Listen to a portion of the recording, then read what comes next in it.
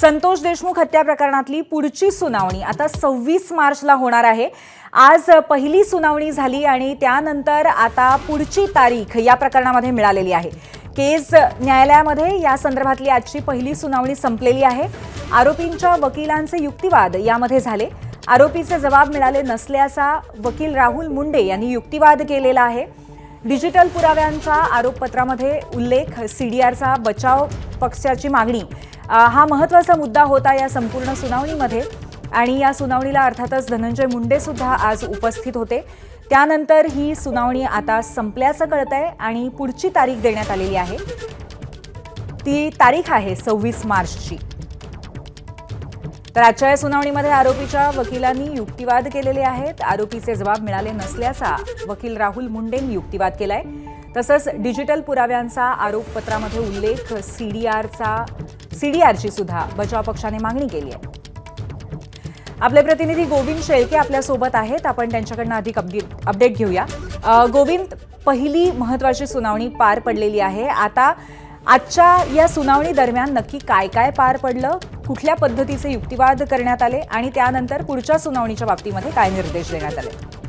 पूर्वी पहिल्यांदा हे सांगतो की 26 तारखेला पुढली सुनावणी होणार आहे। मात्र आरोपीचे जे वकील वेगवेगळ्या स्वरूपाचे होते, म्हणजे राहुल मुंडे हा आरोपीचा वकील होता, त्यानंतर अजय तिडके, आनंद तिडके हे होते आणि त्यानंतर आज पहिल्यांदाच विकास खाडे जे वाल्मिक कराडच्या बाजूने या केसमध्ये उभा टाकले होते। या सगळ्यांचं म्हणणं असं होतं की जे काही जबाब होते 164 कलम अंतर्गत जे जबाब मिळायला पाहिजे होते साक्षीदाराचे, ते चार्जशीटमध्ये जोडण्यात आलेले नाहीयेत आणि ते आम्हाला मिळालेले नाहीयेत, हा आक्षेप त्यांनी घेतला। त्यानंतर जे मुख्य आरोपी या सगळ्या प्रकरणामधले आहेत त्या आरोपीचे जबाब जे काही 18 अंतर्गत घ्यायचे होते तेही जबाब जोडलेले नाहीयेत। तर या संदर्भामध्ये सरकारी वकील बाळासाहेब कोले यांनी सांगितलं की मला काही दिवसाचा अवधी द्यावा आणि 26 तारीख खरं ही त्यांनी मागितली होती, जी कोर्टाने दिलेली आहे। मात्र एवढा उशीर का?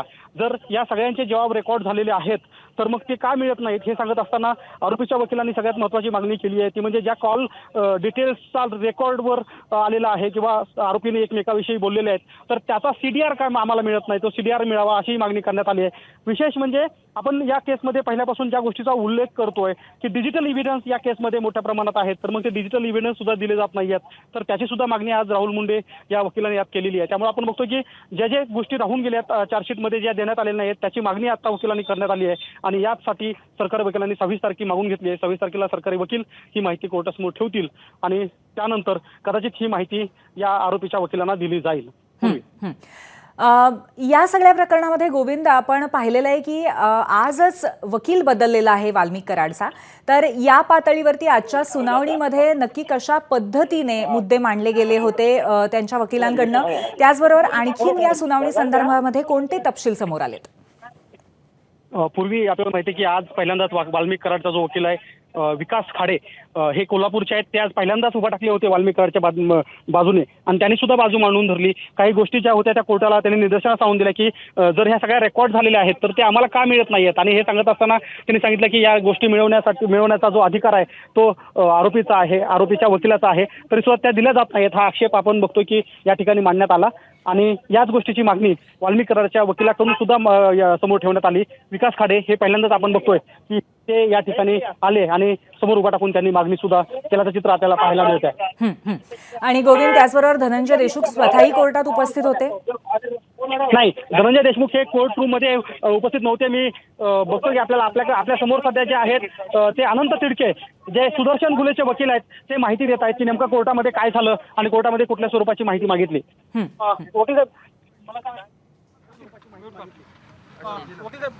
मला सांगा काय नेमकी माहिती होती जी तुम्हाला मिळाली नव्हती, जी साक्षीदारांचे 164 जबाब आणि आरोपींचे कलम 18चे जबाब दिलेले नाहीत, व्हिडिओ वगैरे दिलेले नाही, कागदपत्र मागणी केलेली आहे। सरकारी पक्षांनी त्यांचं म्हणणं देण्यासाठी वेळ मागून घेतलाय। दोषारोपामध्ये काय त्यांनी दिलेलं नाही, तुम्हाला काय अपेक्षा? 164चे जबाब, आरोपींचे कलम 18 मकोकानुसार नोंदवलेले जबाब, जे काही व्हिडिओ त्यांचं म्हणणं आहे की व्हिडिओ आहे त्या व्हिडिओच्या सुद्धा प्रती आम्हाला दिलेल्या नाहीत। कोर्टाने तुम्हाला सांगितलं की तो तुमचा अधिकार आहे, तुम्हाला ते सगळं भेटल्याशिवाय? कोर्टाने नाही, तो कायद्याप्रमाणेच आमचा अधिकार आहे। पण आता पुढच्या 26 तारखेच्या आत तुम्हाला कागदपत्र मिळणं अपेक्षित नाही, आम्हाला मिळणं अपेक्षित होतं पण त्यांनी 26ला देऊ असं कोर्टामध्ये स्टेटमेंट केलेलं आहे। पण ते कागदपत्र दिले का नाही याबद्दलचा शे मागण्यासाठी सुद्धा वेळ मागितला? हां, त्यांनी शे देण्यासाठी वेळ मागितलाय। तर त्याचं काय कारण आहे? आता त्यांना वेळ मागण्याचा अधिकार नाही, पण त्यांनी मागितलाय आणि त्यांना कोर्टाने वेळ दिलाय. कागदपत्र तर आम्हाला आजच मिळायला पाहिजे होतं. मग दोषारोप तुम्हाला अर्धवटच भेटला असं हा, अर्धवट भेटले. हो, पण त्यामुळे काय होणार आहे? म्हणजे असं आहे की तुम्ही जे सांगता की 164 त्याच्यामुळे मॅटर पुढे जाणार नाही. अच्छा, आम्हाला जामिनाचे अर्ज वगैरे, डिस्चार्जचे अर्ज वगैरे दाखल करता येणार नाही आणि सरकार पक्षाला सुद्धा ही केस पुढे चालवता येणार नाही. पण असं काय होतं की चार्जशीट येऊन आता मला वाटतं की बरेच दिवस झाले तरी सुद्धा ते ते आणखी- त्यांनाच माहित. आता आम्हाला काय माहिती त्यांनी का दिलं नाही त्याचं कारण त्यांनाच माहिती. अच्छा, आता 26 तारखेच्या आधी मिळणार आहेत? नाही, 26 तारखेच्या नंतरच मिळतील. कदाचित 26ला मिळतील किंवा नंतर मिळतील. 26च्या आधी नाही मिळणार. ही रुटीन प्रॅक्टिस आहे का हे पहिल्यांदा असं घडतं? नाही, जनरली तपासी अधिकारी ज्यावेळी चार्जशीट दाखल करतात ते जे कागदपत्र चार्जशीट दोषारोप पत्रामध्ये दिलेले आहेत तो प्रत्येक कागद आम्हाला देणं आवश्यक आहे, पण त्यांनी तसं दिलेलं नाही. का दिलं नसं? ते त्यांनाच माहीत. आता आम्हाला काय सांगता येणार नाही. तर 26ला नुसतं चार्जशीटच देणार का बाकीची जी राहिलेली आहे? नाही, बाकीचे जे डॉक्युमेंट जे मागणी केलेली आहे, जे देणं बंधनकारक आहे ते देणार ना. थँक्यू.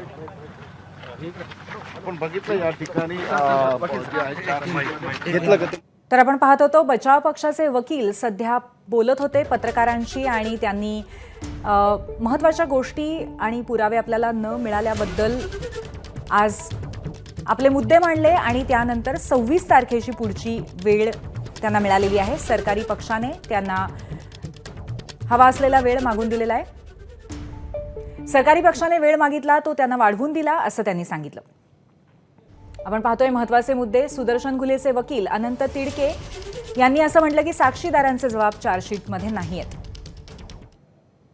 तुम्ही महत्त्वाचे मुद्दे मांडलेत. काही जे पुरावे आहेत किंवा स्टेटमेंट आहेत ते तुम्हाला दिले गेले नाहीत अशी तुम्ही भूमिका मांडली. काय सांगाल? कोर्टामध्ये या कामाचं दोषारोपपत्र दाखल झालेलं आहे. त्या दोषारोपपत्रातले बरेचसे कागद आहेत जे आरोपींना मिळणं गरजेचं आहे, ते अजून मिळालेले नाहीत आणि त्याची आम्ही मागणी केलेली आहे. ते पुढच्या तारखेपर्यंत मिळून जाते. पण त्याला कुठे मागणी केली आहे तुम्ही? कोणते कोणते तर ते सगळे कागदपत्रांवरती स्पेसिफिक अर्ज दिला आहे.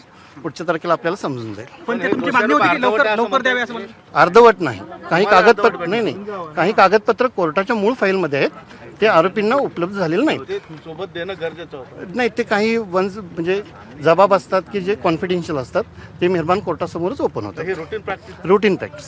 सर पुढे नाव सांगा. माझं नाव advocate Vikas Khade from Kolhapur. Okay.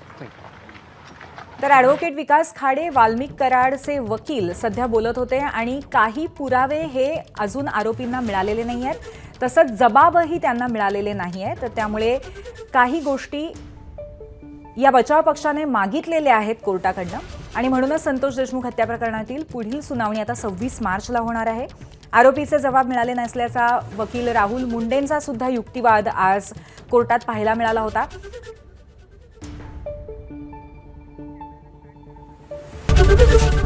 ABP माझा, उघडा डोळे बघा नीट.